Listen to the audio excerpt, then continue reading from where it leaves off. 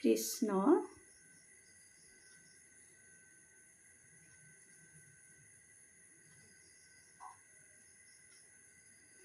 সকামী নিষ্কামী যিটো উত্তম বৈষ্ণৱ মহন্ত সহিতে চাৰিবিধ হৈব সকামী ভকত ইটো সবাতে আশ্ৰয় সেহিহে নিমিত্তে সিটো দুখক